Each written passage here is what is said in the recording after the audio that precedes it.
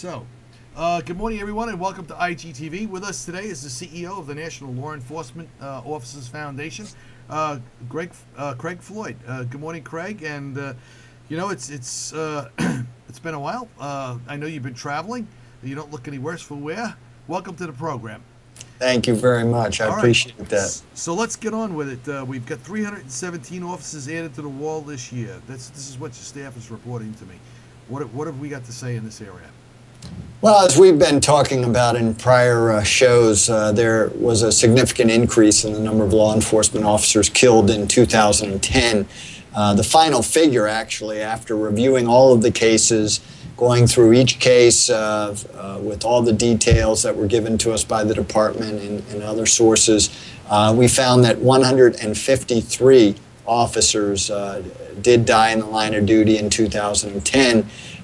Which is a significant increase over the 122 officers who died in 2009. And unfortunately, we're seeing an upturn even more this year, and we'll talk about that in a moment. But together with the 153 officers that we'll be adding to the memorial walls here shortly, who died in 2010, there were another 164 officers who died earlier in history. But only recently did our researchers discover those deaths. They'd been lost through the cracks of history. They had been forgotten about by their communities, by their departments, by their country. And our job here at the National Law Enforcement Officers Memorial Fund is to make sure that all of those deaths are properly recorded and ultimately honored on the National Law Enforcement Officers Memorial. So together with the older deaths and the 2010 deaths, we're adding 317 new names to the National Memorial, and they'll be officially dedicated during National Police Week at our candlelight vigil on May 13th, 8 p.m. at the National Memorial here in Washington, D.C. Well, that is very encouraging, and what a great honor.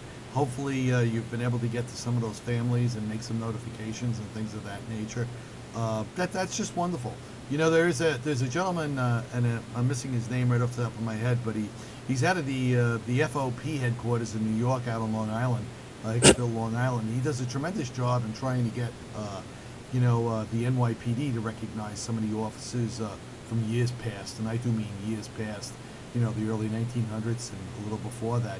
He's a great historian and researcher for NYPD, so it's good to see that you guys are doing it as well, and hopefully capturing that essence from around the country, more of a national view of things. So that is good news. One of the older deaths, by the way, that we were able to identify this year, Joe, very interesting and very historic. There was an officer named Cornelius Hogeboom. He served with the Columbia County, New York Sheriff's Office. And the interesting thing about Deputy Hogeboom is that he died on October 22nd, 1791.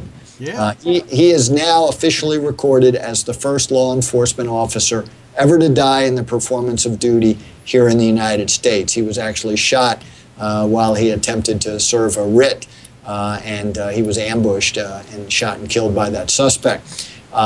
He had been forgotten about for all of these years, more than 200 plus years.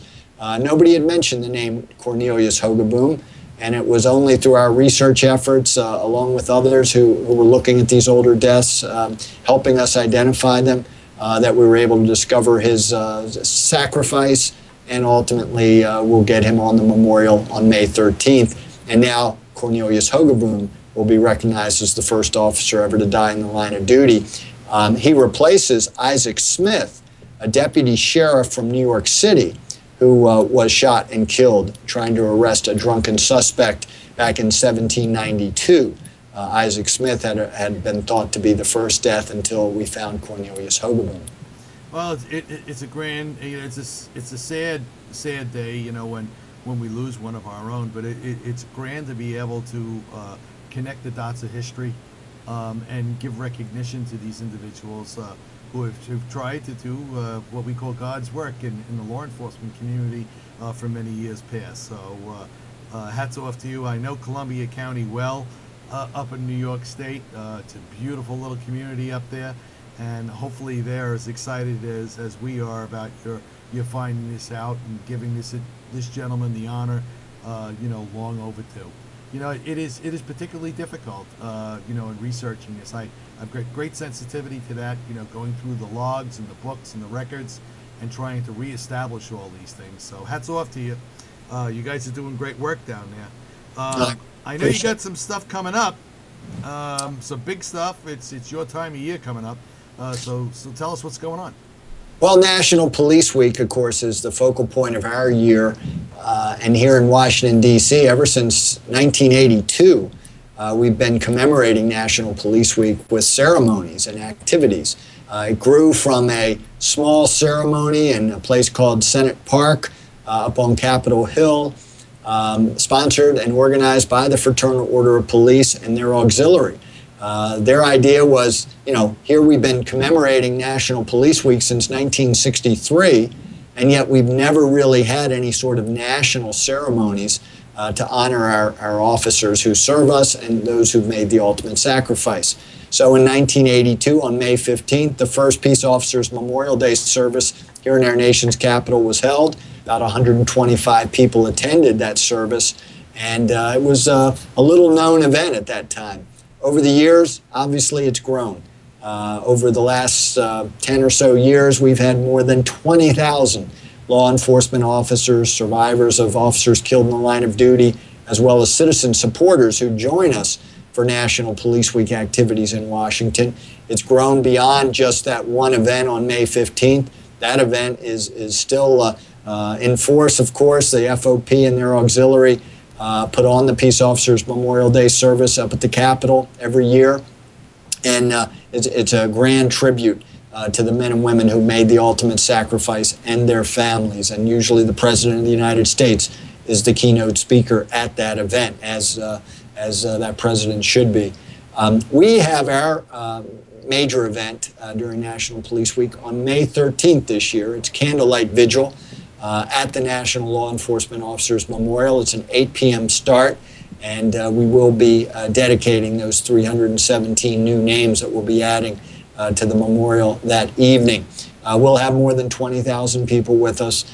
We hold candles aloft toward the end of that ceremony in honor of the fallen. All 18,983 names already on the walls, as well as the 317 that will be added this year. We pay tribute to all of those men and women who've made the supreme sacrifice. We'll have the Attorney General, many other dignitaries with us, law enforcement leaders from all over the country who will assemble that evening.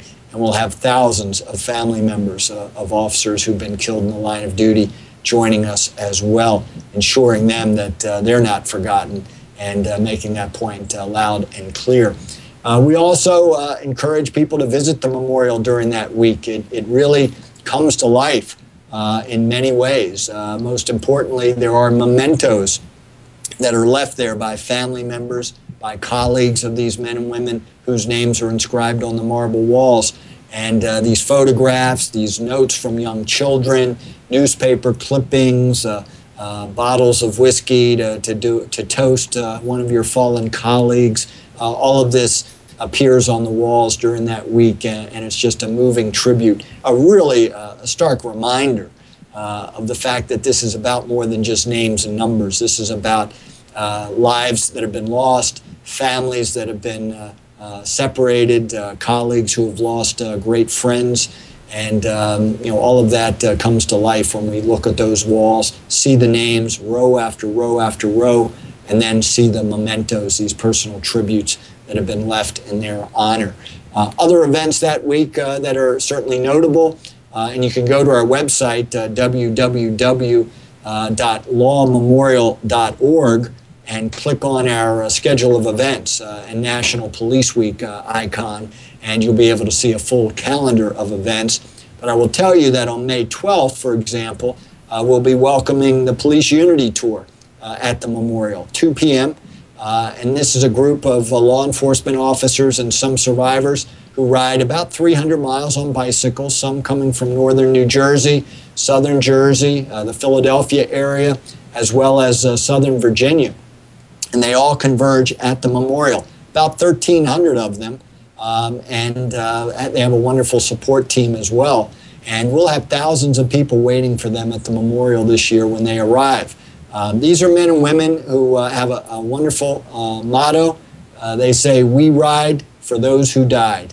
And they want to draw attention and public awareness to the fact that men and women in this country are giving their lives for the safety of our citizenry. Those law enforcement officers deserve to be honored and remembered, and the Police Unity Tour is a great way to do that. They also are our biggest donor. They've raised more than $8 million since 1997 when they started for the National Law Enforcement Officers Memorial Fund. $5 million of the money they've raised has gone to help build our National Law Enforcement Museum. So this is a wonderful group, and that will be on May 12th at 2 p.m. We also have many other events during the week, including a wonderful pipe band procession and ceremony at the National Memorial. That's on May 14th. I mentioned the May 15th ceremony at the U.S. Capitol. That's an 11 a.m. start here in Washington. That'll be on Sunday, May 15th. We also have an event that week called Top Cops, sponsored by the National Association of Police Organizations.